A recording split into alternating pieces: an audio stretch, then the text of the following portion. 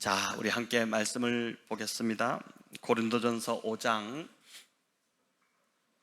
1절부터 13절까지 말씀 5장입니다. 저와 여러분 교독으로 읽도록 하겠습니다. 자, 1절 제가 먼저 읽습니다. 너희 중에 심지어 음행이 있다 함을 들으니 그런 음행은 이방인 중에서도 없는 것이라. 누가 그 아버지의 아내를 취하였다 하는도다.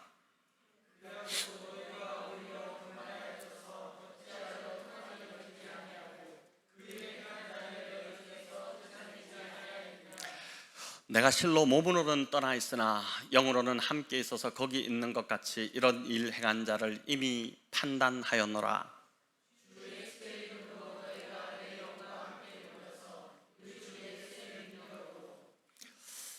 이런 자를 사단에게 내주었으니 이는 육신은 멸하고 영은 주 예수의 날에 구원을 받게 하려 함이라.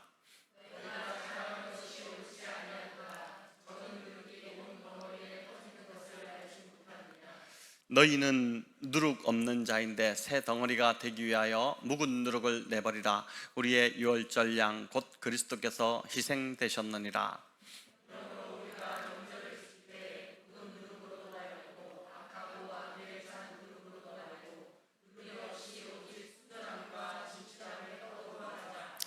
내가 너희에게 쓴 편지에 음행하는 자들을 사귀지 말라 하였거니와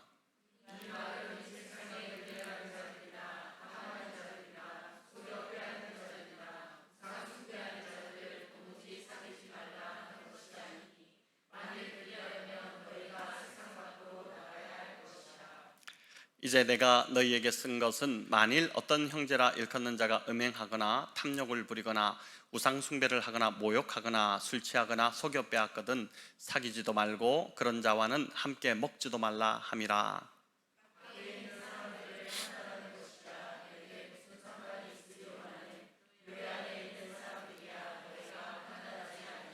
함께 읽겠습니다. 밖에 있는 사람들은 하나님이 심판하시려니와 이 악한 사람은 너희 중에서 내쫓으라. 아멘. 말씀을 읽는데 무슨 말이지 이렇게 생각이 되기도 할 거고 좀 어렵게 느껴지기도 할 분도 있을 것 같습니다. 말씀을 들으면 그래서 또 설교자가 있는 것이죠. 들으면 또 이게 쉽게 또 이해가 되고 또 내 것으로 소화가 되고 양식이 되고 그렇게 되지 않겠습니까? 오늘 이제 거룩이 사명이다 이 제목으로 지난주에 이어서 거룩이라는 주제를 좀 더 깊이 다루어 보려고 합니다. 오늘 읽었지만은 고린도전서 이 5장은 교회 안에 있었던 그 음행의 문제를 다루고 있습니다. 1절에 보니까 바울은 너희 중에 심지어 음행이 있다함을 들었다 이렇게 나오는데 여기 듣다라는 이 단어는 이제 이 헬라어인데 소문으로 듣다 이런 뜻입니다. 소문으로 이 소식을 들었다 이런 거예요. 1장에서 교회 안에 바울파, 아볼로파 이렇게 파당을 나누는 분쟁이 있었을 때 그때 그 문제는 바울이 글로의 집 사람들이 바울에게 와서 직접 전달해준 그런 소식이었는데 여기 음행의 문제는 고린도 교회에 누가 와서 전해준 것이 아니라 이게 소문으로 퍼지고 퍼져서 바울에게까지 에베소에 있던 바울에게 귀에까지 들어오게 되었다는 것입니다. 여러분 고린도와 에베소는 다른 동네입니다. 완전히 이제 고린도와 에베소는 바다를 사이에 두고 있는 나라가 자체가 다릅니다. 두 도시인데 지금으로 치면 고린도는 그리스에 있고 또 이 에베소는 튀르키예 소아시아 지역에 속합니다. 두 도시의 거리로 따진다면 한 400km 정도 떨어져 있는 상황입니다. 여러분 그것도 이제 이 바다가 있으니까 배를 타고 이동해야 됩니다. 400km면 고린도는 서울에 있다면은 에베소는 부산에 있는 그렇게 정도 떨어져 있는 그런 거리죠. 그것도 바다를 사이에 두고 있는데도 고린도 안에 있었던 이 음행의 소문이 바다를 건너서 400km나 떨어져 있던 에베소에 있던 바울에게까지 들렸다는 것입니다. 당시는 무슨 전화나 오늘날처럼 인터넷이 있었던 것도 아닌데 얼마나 이게 대단한 사건이었으면 이 음행의 소문이 헬라 세계 안에 파닥에 다 퍼져 나갔을까요? 여러분 1절을 다시 보면 바울이 그런 음행은 이방인 중에서도 없는 것이다 이렇게 합니다. 고린도 교회 안에 있던 성도 중에 한 사람이 아버지의 아내를 취한 것입니다. 아버지의 아내면 엄마가 아닌가 싶은데 엄마가 아니라 아버지의 아내 계모와 잠자리를 한 것입니다. 당시 그리스 로마 사회가 좀 음란한 사회였죠. 매춘이 이제 용인되던 그런 사회였지만은 나름 제한이나 또 금기가 있었습니다. 매춘부나 신전 창기들과는 잠자리를 할 수 있었지만 그건 허락되었지만은 계모를 취하는 것은 이 그리스 로마 사회 세계 속에서도 이건 참 용납할 수 없는 아주 역겨운 행위였다는 것입니다. 당시 자료를 보면 2세기 그 로마 법률가인 가이우스라는 사람이 뭐라고 얘기했냐면은 아버지나 어머니의 여자 형제와 결혼하는 것은 불법이다. 그러니까 이모, 아버지나 어머니의 여자 형제면은 고모나 뭐 이모나 되겠죠. 이건 안 된다 그렇게 한 것이고, 또 역사가 키게로도 장모가 사위와 결혼하는 것은 믿을 수 없는 일이다. 굉장히 혐오감을 표현했습니다. 장모와 사위가 결혼한다? 여러분 생각해도 이상하잖아요. 그거 하면 안 되잖아요. 근데 이제 그런 일은 안 된다 이렇게 했고, 또 성적으로 굉장히 좀 자유분방했다고 전해지는 그 시인 카툴루스라는 사람인데, 이 사람도 이런 일은 대단히 가증스러운 일이다 이렇게 선을 그어버렸습니다. 여러분, 이런 시대적 분위기였기 때문에 바울이 지금 격분하고 있는 것이죠. 이방인들도 지킬 것은 지키는데 어떻게 교회 안에서 세상보다 더 혐오스럽고 가증스러운 일이 일어날 수 있느냐, 이 통탄해하는 것입니다.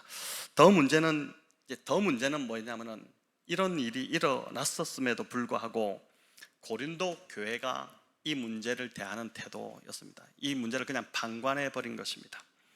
2절에 보면 너희가 오히려 교만해졌다 이렇게 하고, 또 통한이 여기지도 않았다 합니다.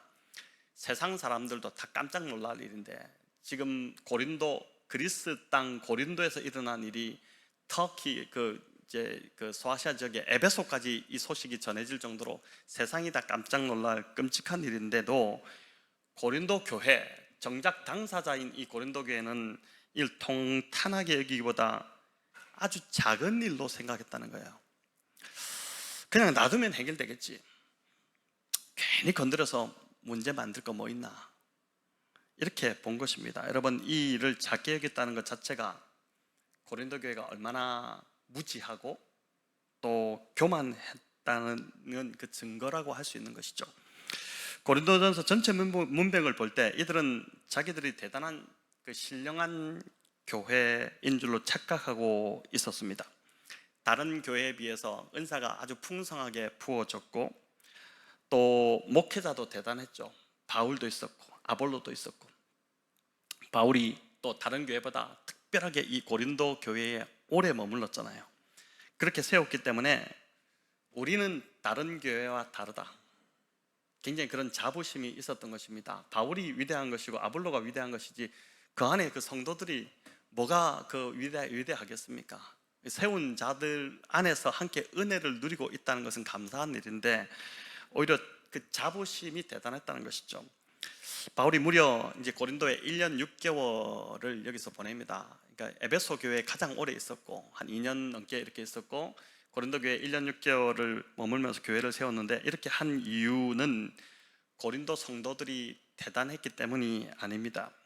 이제 고린도 교회가 지정학적 위치로 볼 때 선교적 요충지였기 때문에 그렇죠. 동쪽으로는 로마로 이제 서쪽이죠. 서쪽으로는 로마로 이어지고, 또 북쪽으로는 유럽으로 이어지고, 동쪽으로는 이 소아시아 터키로 이어지는 대단히 중요한 위치였기 때문에 그렇고, 또 항구 도시였기 때문에 복음 전파의 복음의 이 기지로서 이 고린도만한 장소가 없었습니다. 그래서 각별히 바울이 이 고린도 교회에 공을 들인 것이고, 이 교회를 잘 세워놓으면 선교에 굉장히 유리하겠다, 당시 헬라 세계의 교두보 역할을 할 수 있겠다, 그렇게 이제 실제로 그런 역할을 했고요. 또 성적으로 대단히 문란한 도시였기 때문에 더 많은 노력을 쏟아 부어야 했습니다. 자신들이 못난 자라서 하나님께서 바울을 통해서 이 바울을 붙이시고 또 아볼로를 붙이셔서 또 말씀을 더 강하게 가르치고, 그래서 교회를 세운 것인데, 마치 자신들이 처음부터 대단히 잘난 존재인 줄 알고 착각을 했다는 것입니다. 이게 고린도 교회의 모습이었습니다.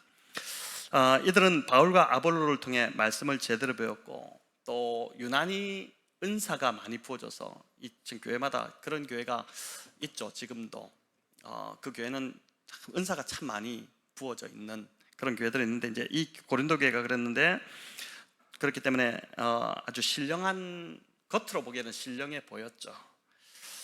그렇기 때문에 이제 이들이 이런 음행 정도는 뭐 허물도 아니다, 이 정도는 우리 교회에 큰 문제가 안 된다, 이렇게 자만하고 교만했던 것입니다. 다른 모든 세상이 다 깜짝 놀라고 있는데 정작 이 고린도 교회 안에서 이 문제를 대하는 태도가 너무나도 높아진 마음이었다는 것입니다. 하지만 바울의 태도는 단호합니다. 이 소문으로 듣고 무슨 그런 일이 일어나나, 이렇게 해서 이제 편지를 써보낸 것인데, 바울이 뭐라고 합니까? 이 사람을 교회에서 내쫓으라고 합니다. 교회에서 내쫓으라. 죄를 용납하지 않는 것이 거룩의 시작이라는 것입니다. 죄를 용납하지 않는 것, 그게 거룩의 시작이라는 것이죠. 바울은 여러 번 반복해서 이 사람을 교회에서 내쫓으라고 명령하는데, 5장 2절에 보면은 너희 중에서 쫓아내지 왜 쫓아내지 않았냐, 또 5절에 이런 자를 사단에게 내어주라, 굉장히 심하게 이야기하죠. 또 7절에 묵은 누룩을 내버리라. 그리고 13절에 보니까 급기야 이 악한 사람은 너희 중에서 내쫓으라, 이렇게 합니다. 무려 4번에 걸쳐서 내쫓으라고 합니다. 내쫓으라는 건 말 그대로 교회에서 내보내라는 것이죠. 제명 처리하라. 그 교회의 등록 교인에서 제명시켜라. 그 교회에 적을 두지 못하게 만들라, 그렇게 하는 것입니다. 교회에 더 이상 발을 들여놓지 못하게 한 것이고, 원어적 의미로는 교회 공동체에서 잘라내라, 잘라버려야 된다, 도려내라, 그렇게까지 한 것입니다. 여러분, 죄는 미워하되 죄인은 용서하라고 한 것이 성경의 가르침이고 주님의 가르침인데, 아니 그래도 교회가 이 사람을 품어야지 어떻게 사단에게 내어주라고 하는가, 바울이 너무 야박한 것이 아닌가, 이런 생각이 들 수 있습니다. 여기 사단에게 내어주라는 것은 사단이 다스리는 영역인 세상으로 교회에서 이 사람을 내쫓으라는 거예요. 왜 이렇게 바울이 극단적인 조치를 취한 것일까요? 6절에 나오듯이 적은 누룩이 온덩이에 퍼질 것을 우려한 것입니다. 반죽덩이에 누룩을 조금만 넣어도 다 퍼져서 막 이렇게 부푸는 것처럼, 음행의 죄를 허용할 때 교회 공동체 전체가 오염될 것을 우려한 것입니다. 외국의 사례이기는 하지만 한 분이 그 멀쩡한 집을 다 부수고 새로 이제 집을 지었습니다. 그 이유가 뭐냐면은 곰팡이균 때문이었어요. 어느 날부터 이제 가족이 심각한 호흡기 질환을 한두 명씩 걸리기 시작하면서 다 가족이 호흡기 질환이 걸린 것입니다.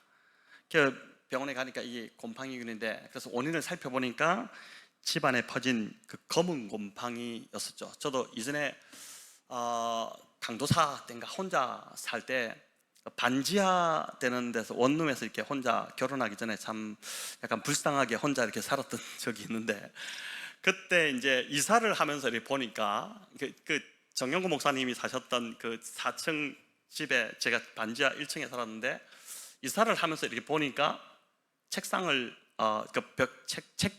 탁 꺼냈는데 책장 전체가 다 새까만 곰팡이로 이렇게 돼 있는 거를 보고 깜짝 놀랐던 기억이 있는데,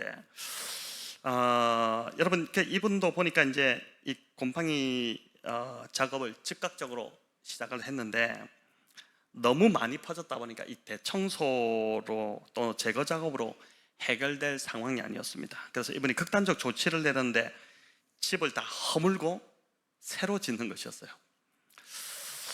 여러분, 우리 개념으로는 이게 좀 이해가 잘 안 될 겁니다. 근데 제가 이제 이번에 안식월 때 미국에 있으면서 화장실 환풍기를 계속 틀어놓는 거예요. 저희 이제 아내 오빠네 집에 있었는데 화장실 환풍기를 계속 틀어놨길래 제가 이렇게 끄고 입에 전기세 나게 끄고, 그럼 또 와서 또 틀어져 있고, 그래서 이제 물어봤어요. 이게 왜 환풍기를 계속 틀어놓느냐, 밤이고 낮이고 막 계속 틀어놓으니까 이걸 안 틀어놓으면은 심각한 결과가 초래된다. 무슨 말이냐, 곰팡이가 쓸면, 미국은 다 목재 건물이잖아요.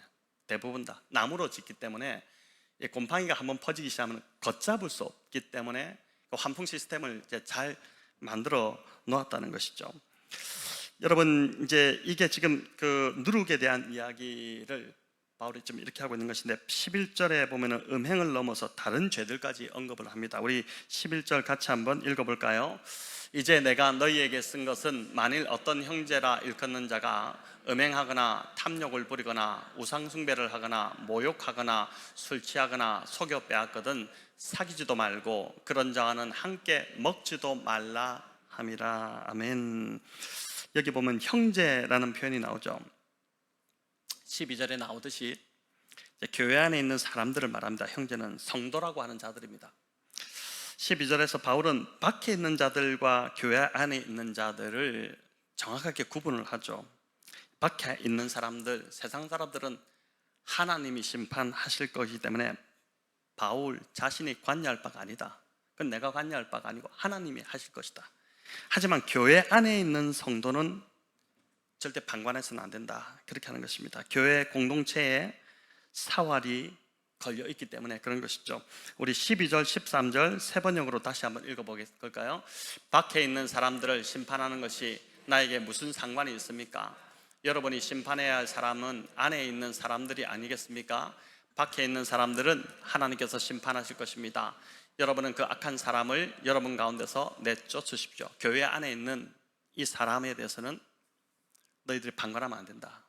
반드시 심판해야 된다. 그렇게 이야기하고 있는 것입니다. 여러분, 오늘 본문을 그저 교회에서 내쫓기는 그 한 사람에 대한 연민이나 또 인간적인 정으로만 바라본다면은 이 본문의 핵심을 놓치는 것입니다. 바울이 말하고자 하는 이 본문이 말하고자 하는 걸 놓치는 거예요. 오늘 본문의 핵심은 이 사람이 아니라 교회 안에 하나님의 몸, 거룩한 성전 안에 어떠한 죄도 허용돼서는 안 된다는 것을 지금 가르치고 있습니다. 여러분, 성도, 우리 개개인도 하나님의 전이고 또 교회도 하나님의 전인데 왜 이 성도와 교회 안에 죄가 허용돼서는 안 되는 걸까요? 교회가 그리스도의 신부이기 때문에 그렇습니다. 신랑이 거룩하기 때문에 신부 역시 거룩해야 되는 것이죠. 결혼식장을 여러분 상상해 보면 이해가 쉽습니다. 여러분이 했던 결혼식을 떠올려 보십시오. 신랑 입장이 먼저 있죠. 신랑이 아주 경쾌한 걸음으로 이렇게 걸어 들어옵니다. 어떻게 춤을 추면서 들어오셨을지 모르겠는데 지난번에 우리 신재 형제님 가니까 막 춤추면서 들어가지고 되게 재밌고 그랬지 않습니까? 이렇게 걸어 들어와서 신랑이 주례자에게 인사를 한 뒤에 돌아서서 바라보는 것은 신부가 들어오는 그 예식장 입구를 이렇게 바라봅니다.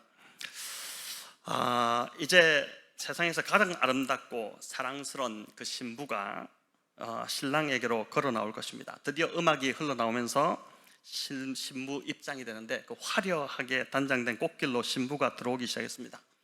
사람들이 신부를 보려고 보통 그러잖아요. 목을 이렇게 빼가지고 막 보죠.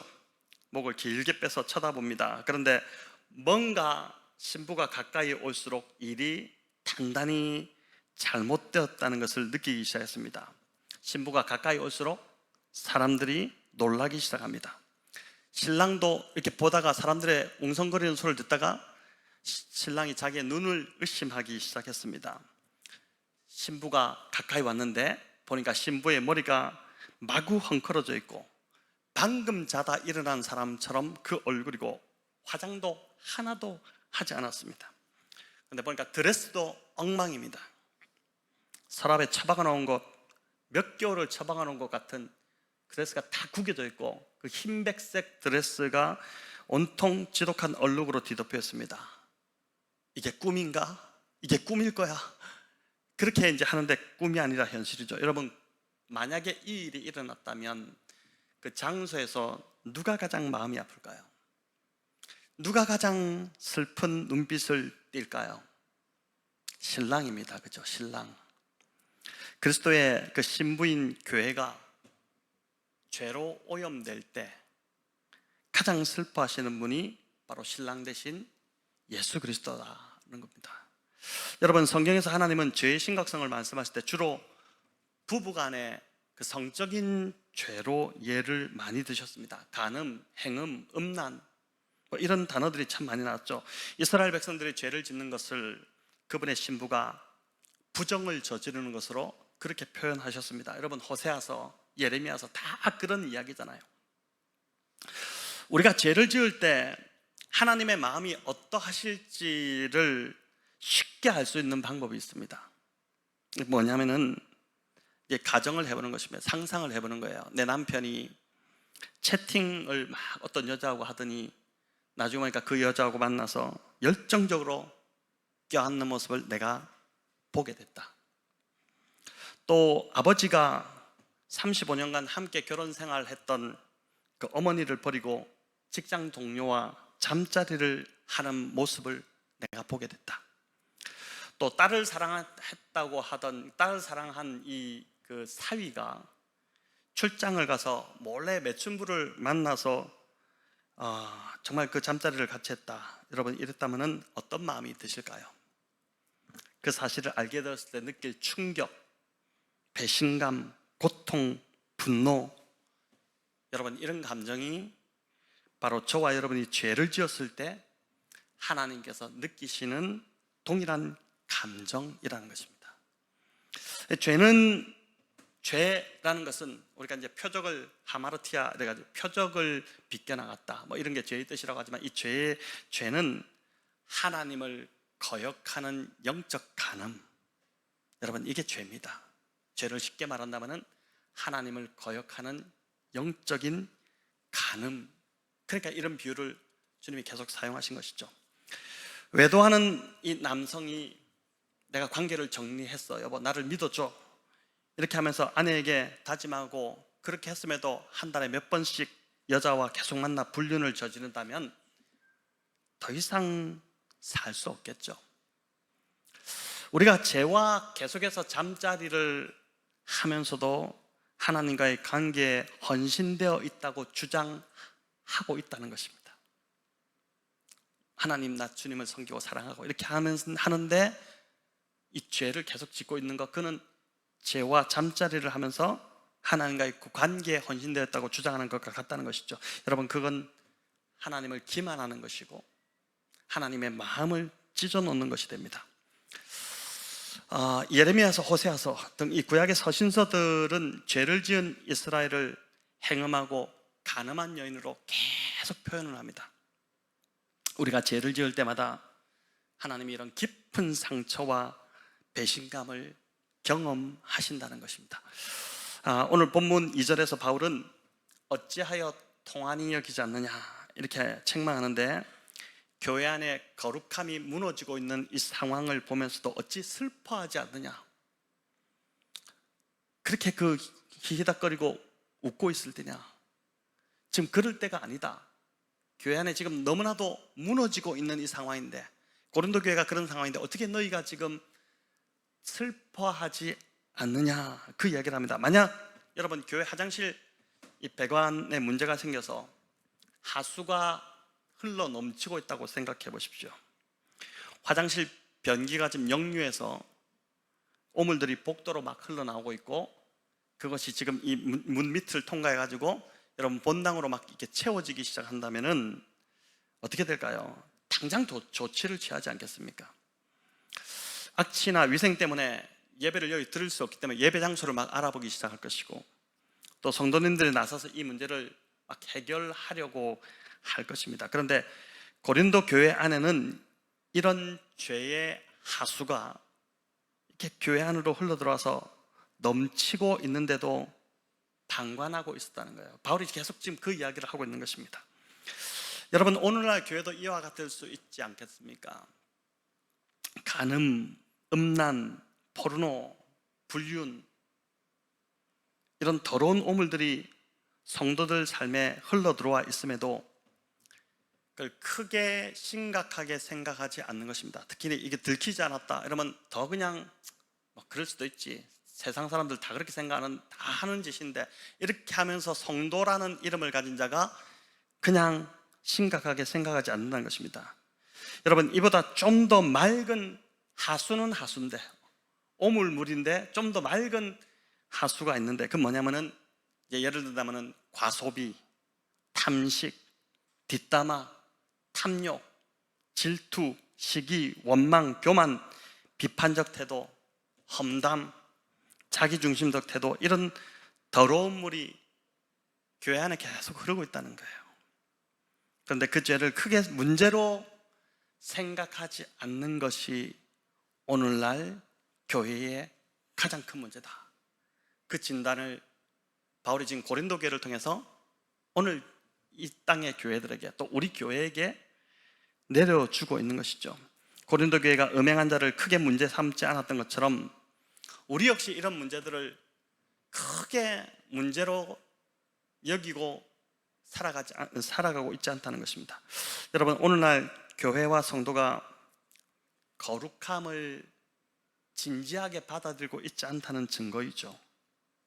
하나님은 그 무엇보다도 거룩함을 가장 중요하게 여기시고, 내가 거룩하니 너희도 거룩하라, 이게 구약에서 계속 이야기되는 것이고, 신약으로 넘어와서 우리 주님도 계속 말씀하시는 게 이 거룩의 문제거든요. 그 무엇보다도 거룩에 대한 주제를 많이 말씀을 하시는데, 우리는 이 거룩을 우선순위에 놓지 않는다는 것입니다. 거룩함이 그리스도인의 사명이라고 생각하지 않는다는 것입니다. 내가 그 어떤 위대한 업적이나 또 주님을 위해 많은 일들을 한다 하더라도 그것보다도 하나님이 더 원하시는 것은 바로 뭐냐면은 내가 거룩하게 되는 것이다. 그 사실을 전혀 인지하지 못하고 있다는 거예요. 그런 건가? 이렇게 그 생각조차, 이 거룩에 대한 생각조차 못하고 그냥 우리가 살아가고 있다는 것이죠. 여러분, 그렇기 때문에 우리 자녀들에게도 거룩함을 강조하지 않습니다. 오히려 자녀의 거룩함보다는 자녀의 성적이나 성취에 더 관심을 가집니다. 점수가 잘 나온 것, 그걸 갖고 흥분하죠. 그걸 갖고 좋아하죠.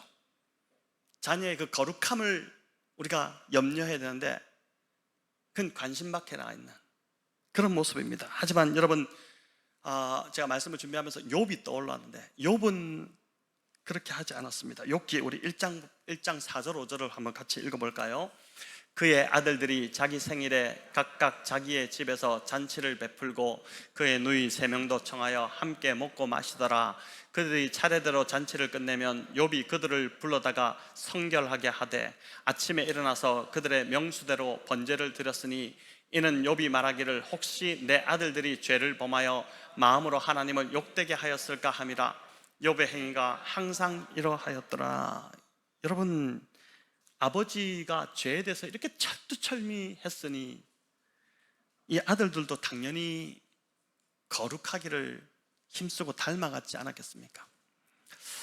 히브리서 12장은 이 거룩에 대해서 이야기하면서 거룩함을 쫓으라, 거룩하기를 힘쓰라, 이 이야기를 이제 계속 강하게 명령합니다. 심지어 거룩함이 없이는 아무도 주를 보지 못할 것이다.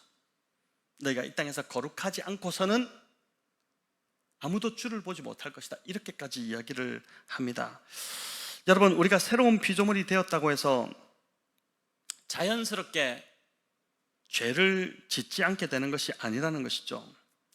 우리는 가만히 두면 거룩함을 추구할까요? 하지 않을까요? 추구하지 않습니다. 그렇게 된다는 것입니다. 죄의 본성을 따르는 것이 더 쉽고, 그게 가장 쉽습니다. 우리가 가장 쉬운 일은 그냥 죄의 본성을 따라가는 거예요. 죄 짓는 게 가장 쉬운 게 우리들입니다.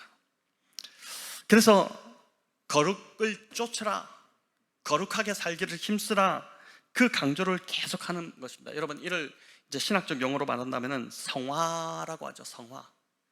이제 성경은 성화를 이제 이야기 계속하는데, 이 성화를 성경은 크게 두 단어로 설명을 합니다. 하나는 뭐냐면은 벗는 것이고, 또 하나는 입는 거예요. 벗는 것과 입는 것, 이 두 가지로 이제 성화를 설명하는데, 거룩함을 추구하기 위해서는 먼저 벗어야 된다는 것입니다. 여러분, 뭘 벗는다는 것일까요? 이전에 부패하고 악한 그 생활 방식과 그것을 부추기는 모든 것을 벗어야 한다는 것이죠. 두 구절을 한번 읽어보기를 원하는데 한번 같이 읽어볼까요? 또한 너는 청년의 정욕을 피하고, 이 벗고라는 거죠. 주를 깨끗한 마음으로 부르는 자들과 함께 의와 믿음과 사랑과 화평을 따르라. 즉 입으라는 것입니다. 또 하나 더 야고보서 읽어볼까요? 그러므로 모든 더러운 것과 넘치는 악을 내버리고 벗고 너희 영혼을 능히 구원할 바 마음에 심어진 말씀을 온유함으로 받으라. 입으라는 거예요. 여러분, 놀랍게도 이 벗다라는 단어는 죽이다라는 라틴어에서 온 단어입니다. 그러니까 죄를 벗는다, 이 죄를 죽여야 거룩함으로 나아갈 수 있다는 거예요. 그래서 이제 거룩함의 원수는 지난번에도 말씀드렸듯이 죄입니다. 죄. 정원사들은 이 원리를 너무나도 잘 아는데, 땅을 비집고 올라오는 잡초의 생명력, 감당할 수 없을 정도로 대단히 강하죠. 잡초를 뿌리채 뽑지 않으면, 잡초를 죽이지 않으면 잔디가 살 수가 없습니다. 잡초를 죽여야지 잔디가 사는 거죠. 여러분, 우리 삶도 마찬가지라는 거예요. 거룩함과 죄가 둘 다 우리 삶에서 자랄 수 없다는 것입니다. 내 안에 지금 죄가 막 자라고 있으면은, 그러니까 우리가 이제 죄를 짓고 죄로 인해서 고통스럽고 또 죄가 점점 커지고 이러면은 성령은 완전히 소멸됩니다. 진짜 삶이 고통스러워져요. 삶이 괴롭고 막 그렇게 되거든요. 이제 죄의 잡초가 자라도록 방치한다면, 이거를 생각도 못하고 있다면은 우리 안에 있는 그리스도의 거룩한 생명도 질식되고 말 거라는 것입니다. 다시 말씀드리지만 죄를 방치하고서는 절대 거룩해질 수 없다. 너무나도 중요하다, 그 이야기를 합니다. 그래서 내 삶에서 죄짓게 만드는 모든 요소들을 죽이는 그 적극적인 행동을 이제 취해야 한다는 것이죠. 요셉은 보디발의 아내가 육탄 공세를 펼쳤잖아요. 막 그냥 덮쳐왔죠.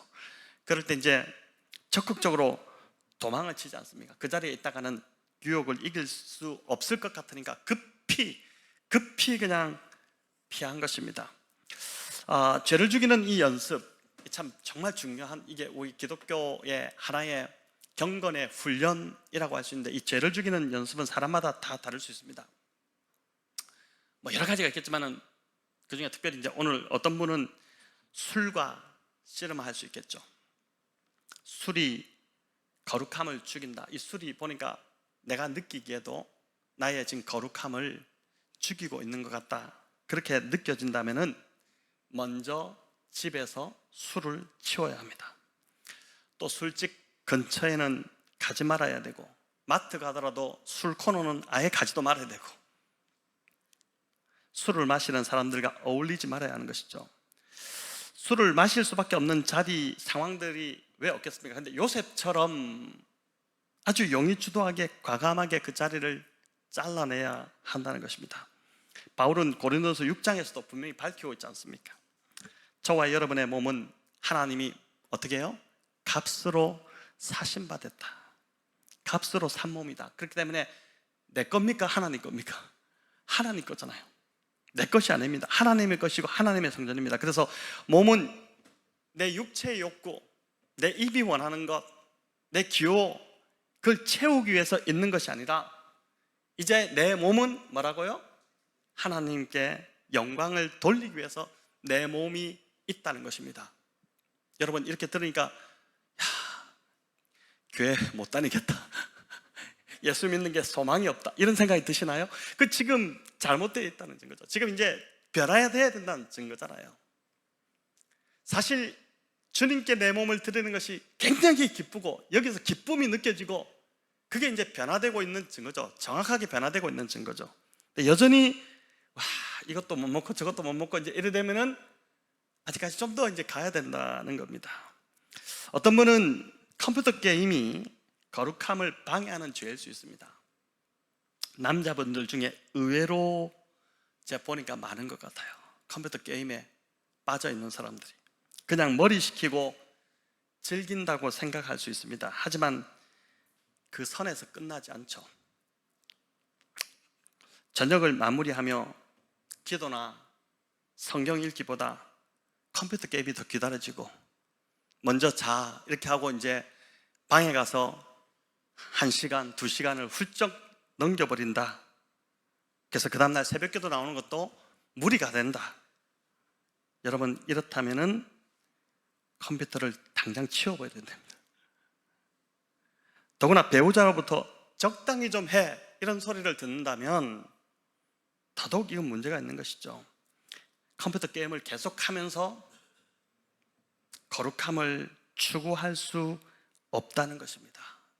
지워버리든지 프로그램을 다, 그것도 힘들면 지워도 또 깔 것 같으면 컴퓨터를 그냥 없애버리든지, 또 핸드폰 쇼츠나 영상들, 또 수위 높은 로맨스 영화 이런 것들이 거룩하지 못한 생각이나 욕망을 심어준다면 그 역시 과감하게 잘라버려야 된다는 것입니다. 여러분, 오늘 지금 뭘 말하는지 아시겠죠? 예수님은 마태복음 5장의 그 산상수훈에서 굉장히 강력하게 말씀하셨는데, 만일 네 오른눈이 너를 실족하게 하면 어떻게 하라고요? 빼어버리라. 만일 네 오른손이 너를 실족하게 하면 어떻게 하라고요? 찍어내버려라. 주님이 이렇게까지 함부로 말하실 수 있나 싶은데, 그만큼 여러분 뭐라고요? 주님이 이렇게 극단적으로 말씀하신 이유는 죄를 죽이지 않고서는 거룩함을 추구할 수 없다는 것입니다. 여러분, 우리가 좀 이렇게 오늘 이 말씀, 저도 지난주 그 말씀을 제가 여기서 선포하고 집에 가는데 제가 제 자신이 막 돌아봐지더라고요. 뭔가 이렇게 좀 이렇게 함부로 하면 안 되겠다 이런 생각이 들더라고요. 저의 삶에 있어서 제가 좋아하는 거 그냥 다 하면 안 되겠다. 오늘 이 밤도 마찬가지입니다. 여러분, 이제 이게 그냥 어떤 행위적인 것 이런 게 아닙니다.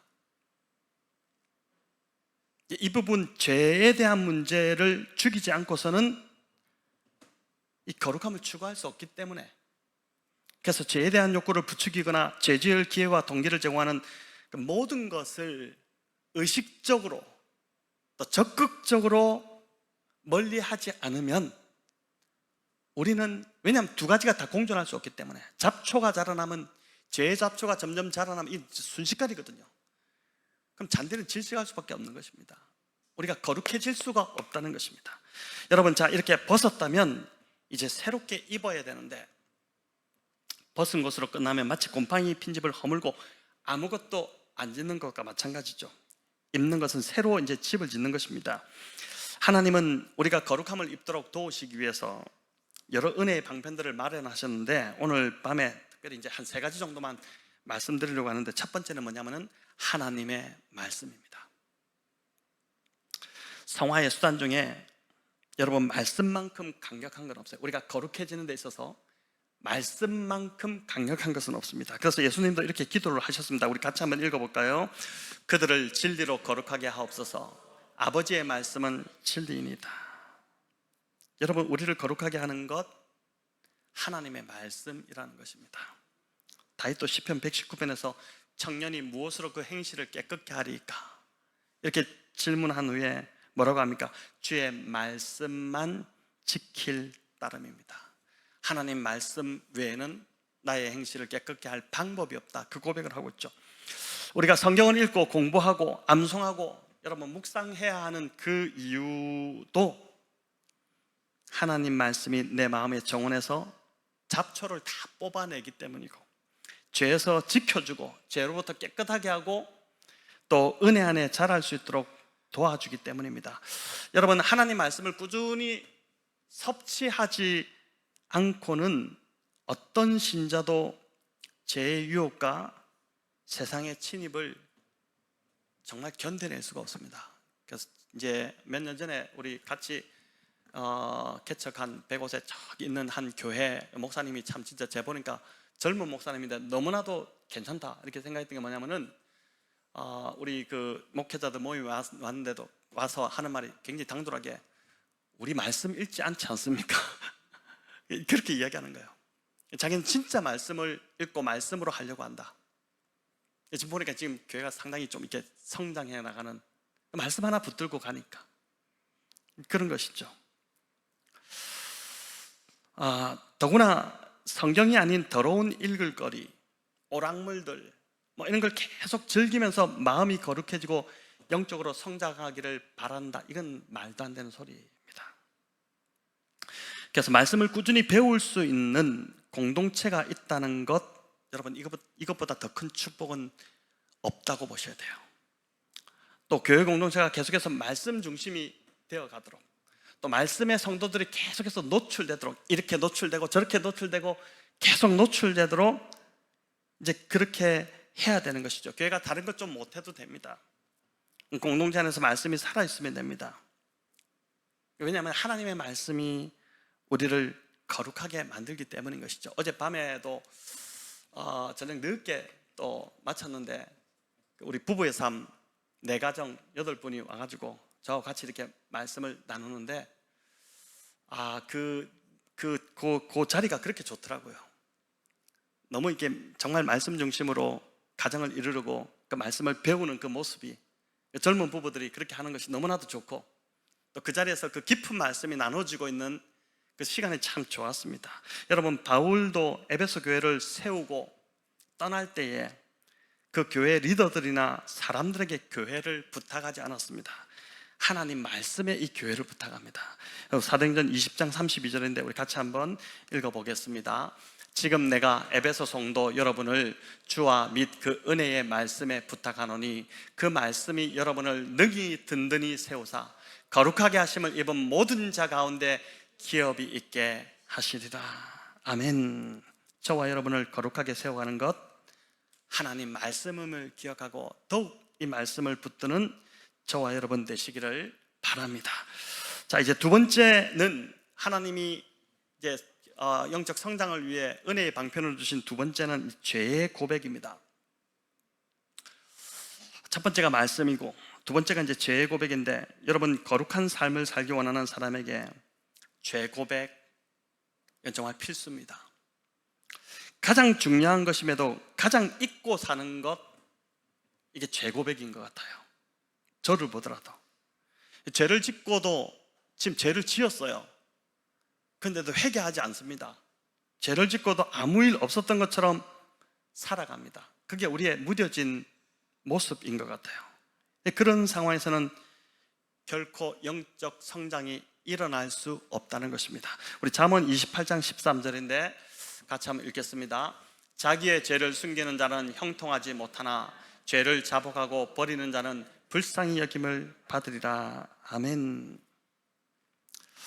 죄를 일부러 숨기지 않더라도 의식적으로 죄를 고백하지 않으면 거룩해질 수 없다는 것입니다. 우리가 참 많이 거짓말도 하고 상황을 모면하기 위해서 합리화도 하고, 근데 사실 다 하나님 앞에서 죄잖아요. 근데 그거를 죄로 여기지 않고 그냥 넘어갑니다. 여기 죄를 자복하고 버린다고 하죠. 여러분, 회개는 그저 뉘우치고 후회하는 것에서만 머물면 안 되죠. 죄를 버려야 합니다. 이 죄는 버려야 되지 갖고 있을 게 아니죠. 늘 후회만 하는 사람이 있습니다. 아무 변화도 일어나지 않죠. 죄에서 돌이켜서 다시는 같은 죄를 짓지 않도록 해야 합니다. 그래야 변화가 일어납니다.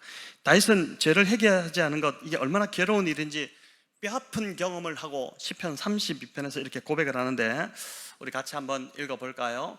내가 내 죄에 대해 입을 열지 아니할 때에 종일 신음함으로 내 뼈가 쇠하였도다. 주의 손이 주야로 나를 누르시오니 내 진액이 빠져서 여름 가뭄에 마름같이 되었나이다. 여러분, 회개하지 않으면 뼈가 상하는 것 같고, 또 주의 손이 주야로 나를 눌러서 진액이 다 빠져나가는 것 같다고 하죠. 오늘날도 많은 사람들이 육체적으로, 정서적으로, 정신적으로, 영적으로 고통에 짓눌려서 살아가는 자들이 많은데, 그 이유 중에 아주 큰 이유가 바로 이 죄를 회개하지 않기 때문일 것입니다. 회개하지 않고 그냥 하루하루를 넘어가고 그게 그냥 무뎌지기 시작하고 점점 무뎌지는 거예요. 하나님과 나와의 관계가 지금 뭔가 잘못되었다는 거죠. 아예 관계가 없을 수도 있는 것입니다. 관계가 시작도 안 됐기 때문에 이 죄에 대해서 이렇게 무뎌질 수도 있다는 것입니다. 여러분, 회개가 저와 여러분의 라이프 스타일이 되도록, 정말 이 회개가 우리의 삶의 방식이 되도록 그렇게 하는 저와 여러분, 그래서 거룩한 삶을 유지하는 저와 여러분 되면 좋겠습니다. 자, 이제 마지막 세 번째는 오늘 본문과 연관되는데 교회의 권징입니다. 여러분, 5절에 이 사람을 사단에게 내어주라, 이 말이 궁금하실 텐데, 이 말은 예수님의 은혜 밖으로 내몰라는 뜻이에요. 예수님의 은혜 밖으로 내몰아라. 교회와 성도는 누가 지켜주십니까? 하나님이 지켜주잖아요. 근데 하나님의 보호에서 떨어졌으니 이 사람은 이제 교회에서 내몰았으니, 하나님의 보호에서 빠져나왔으니 사탄의 공격에 무방비 상태가 되는 것입니다. 이해되시나요? 그래서 이렇게 함으로 육신은 멸하지만 영은 주 예수의 날에 구원을 받게 하려 한다, 이렇게 합니다. 여러분, 육신을 멸한다, 이거는 죽을 고생을 한다, 또는 어떤 질병에 걸린다, 이런 의미라고 주석가들은 해석을 합니다. 예수님의 은혜 밖으로 나갔기 때문에 당연한 일이지 않겠습니까? 하나님의 보호막이 사라졌기 때문에 이런 질병에 걸릴 수 있다는 거예요. 이런 질병 아래 놓이게 된다는 뜻입니다. 하지만 이 권징의 목적이 그저 육신을 멸하는 것에 있지 않습니다. 영혼이 구원받는 것에 있죠. 이런 강력한 조치를 해서라도 이 사람이 회개하고 돌아오도록 하는 것입니다. 그 음행했던 이 사람, 여러분, 이 고린도전서에서 지금 고린도 교회가 내쫓으라고 해서 이게 그대로 실행이 됐던 것 같아요. 바울의 편지를 받고 교회가 결정을 하고 이 사람을 교회에서 출교 조치를 했습니다. 그 결과가 이제 이 사람이 어떻게 됐을까가 이제 나오는데, 고린도후서 2장에 그 흔적이 나옵니다. 근데 고린도후서 2장 7절 우리 같이 한번 읽어볼까요? 그런즉 너희는 차라리 그를 용서하고 위로할 것이니 그가 너무 많은 근심에 잠길까 두려워하노라. 자, 이 말은 교회에서 내쫓긴 당했던 이 사람이 회개하고 돌이켰다는 뜻이에요. 그래서 주석학자들은 이 구절을 근거해서 고린도 교회 안에 권징이 시행되었고, 그리고 나서 이 사람이 교회 밖으로 쫓겨나갔다가 회개하고 돌이켰던 것으로 그렇게 봅니다. 심지어 바울은 이어지는 8절에 보면은 사랑을 그에게 나타내라, 이렇게 이야기합니다. 우리 같이 한번 읽어보겠습니다. 그러므로 너희는 권하노니 사랑을 그들에게 나타내라. 교회의 치리와 권징, 궁극적으로 사람을 잃고자 하는 것이 아니라, 사람을 잘라내고자 하는 것이 아니라 얻고자 하는 것이다 하는 것이죠. 여러분, 오늘날 교회는 권징과 이 치리의 기능이 너무나도 중요한데, 우리 장로님 장로고시 보실 때 이 권징 치리 다 공부하셨을 텐데, 교회가 너무 중요하기 때문에 이 권징과 치리를 장로를 세울 때도 가르치고 하는데, 여러분, 그러나 이 기능이 점점 더 사라지고 있습니다. 권징을 하고 치리를 하면 교회를 떠나버리기 때문에 그렇죠.